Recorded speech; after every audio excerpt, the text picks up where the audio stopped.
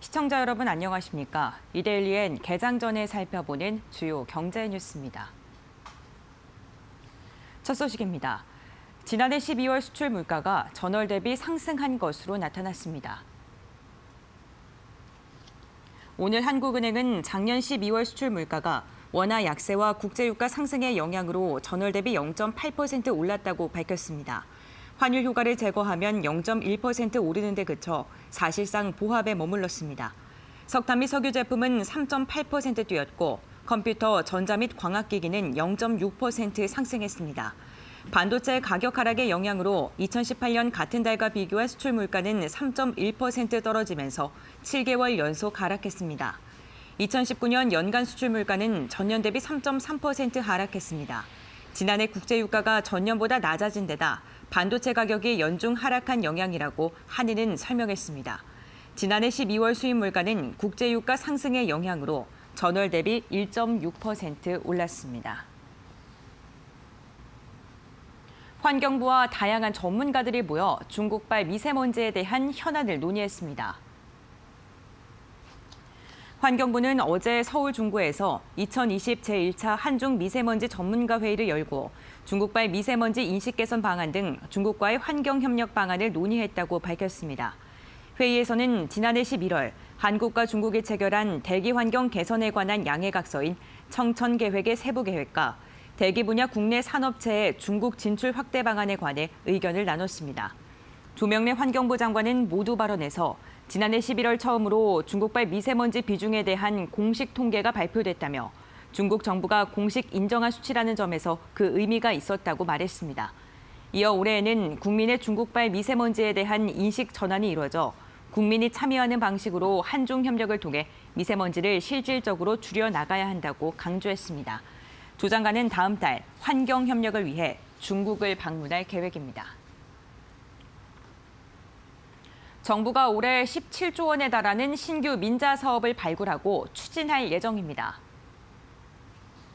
기획재정부는 어제 정부 서울청사에서 2020년 제1차 민간투자 활성화 추진협의회를 열고 지방자치단체, 관계부처 등과 사회기반시설에 대한 민간투자 사업 혁신 방안 등을 논의했습니다. 먼저 정부는 적격석 조사를 통과한 총 16조 원 규모의 민자 사업을 오는 2022년까지 착공하기 위해 속도를 낼 방침입니다. 기재부는 추진 절차를 집중적으로 관리해 주요 사업 착공 시기를 평균 6개월에서 1년 이상 단축하겠다고 밝혔습니다. 아울러 13조 5천억 원 규모의 주요 교통망 사업과 3조 5천억 원 규모의 환경 분야 민자 프로젝트 등 최대 17조 원에 달하는 신규 사업을 발굴 및 추진할 예정입니다. 이와 함께 올해 안에 서울 춘천 고속도로, 대구 부산 고속도로 통행료를 인하할 계획입니다. 국내 대기업 집단 자산 규모 기준 순위가 지난 10년 사이 크게 바뀐 것으로 조사됐습니다. CEO 스코어가 공정거래위원회 지정 59개 대기업 집단의 지난 10년간 공정 자산 변화를 전수조사한 결과 10년 전과 같은 수준을 유지한 곳은 7곳에 불과했습니다. 삼성과 현대차, SK, LG, 롯데, 포스코 등 상위 6개 그룹의 순위는 10년 전과 동일했습니다. 특히 삼성, 현대차, SK는 10년 전보다 자산이 100조 원 이상 증가해 가파르게 성장했습니다. 7위에서 10위는 10년 전과 비교해서 큰 변동이 있었습니다. 대중공업이 대우조선해양과 기업 결합을 하면서 자산이 75조 4,920억 원으로 뛰어 2010년 8위에서 올해 예상 7위에 올랐습니다. 하나와 농협은 10년 사이 10위권에 새롭게 진입한 반면 금호 아시아나와 한지는 10위권 밖으로 밀려나갔습니다. 금융감독원이 대규모 펀드 환매 중단 사태가 발생한 라임 자산운용에 대해 추가 검사에 나설 것으로 보입니다. 금감원은 펀드 수익률 돌려막기, 전환사채 편법 거래 등 의혹이 제기되자 지난해 8월 라임 자산운용에 대한 검사를 착수해 같은 해 10월 초 검사를 마친 바 있습니다. 그러나 그 이후 1조 5천억 원 규모의 펀드 환매 중단 사태가 발생하고 불안전 판매 이슈가 부각되면서 추가 검사를 통한 확인 필요성이 제기되고 있습니다. 금감원 관계자는 기존 검사에서 봤던 부분 외에 불안전 판매나 다른 의혹 등이 제기되고 있어 필요하다면 추가로 더 검사를 할 수 있을 것이라고 말했습니다. 이와 함께 라임 자산운용 사모펀드를 판매한 주요 은행들에 대한 검사도 불가피해 보입니다. 삼성전자가 지난해 미국에서 두 번째로 많은 특허를 취득해 14년 연속 2위에 올랐습니다.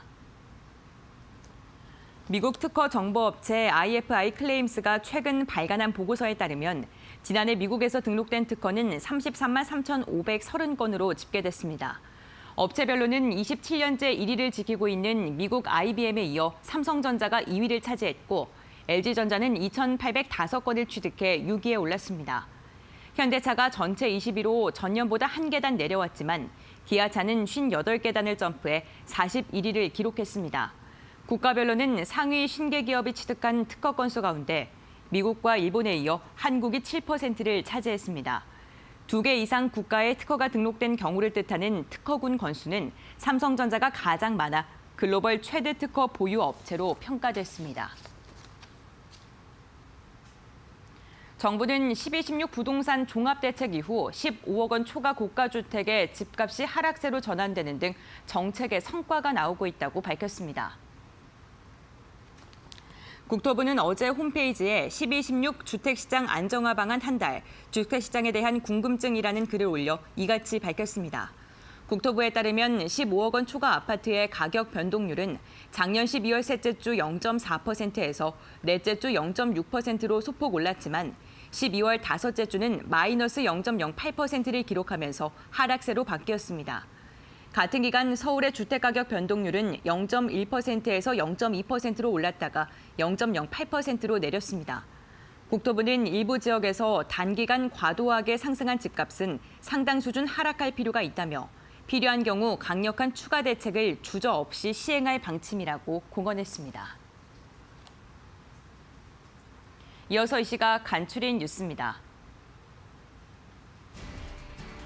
한국거래소 코스닥시장본부는 CJ 프레시웨어와 메디톡스를 공매도 과열 종목으로 지정한다고 공시했습니다. 이들 두 종목은 오늘 하루 정규시장 및 시간의 시장에서 공매도 거래가 금지됩니다. 물류택배기업 한진은 연결 재무제표 기준 작년 영업이익이 910억 원으로 잠정 집계돼 전년 대비 116.2% 늘어났다고 공시했습니다.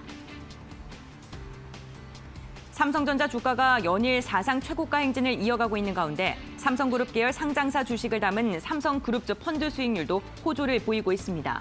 설정액 10억 원 이상 삼성그룹주 펀드 24개의 연초 이후 평균 수익률은 지난 14일 기준 3.61%로 국내 주식형 펀드의 평균 수익률 1.69%를 웃도는 수준이었습니다. 올해 들어 미중 무역 갈등 진정과 반도체 업황 개선 기대 등에 힘입어 주가가 상승세를 보이자 일평균 거래 대금이 24% 증가해 11조 선을 회복한 것으로 나타났습니다. 이와 함께 외국인 투자자들도 올해 들어 코스피 주식을 2조 8천억 원 순매수하는 등 증시 전반에 활기가 돌고 있습니다. 이데일리엔 개장 전에 살펴보는 주요 경제 뉴스 함께 확인해 봤습니다.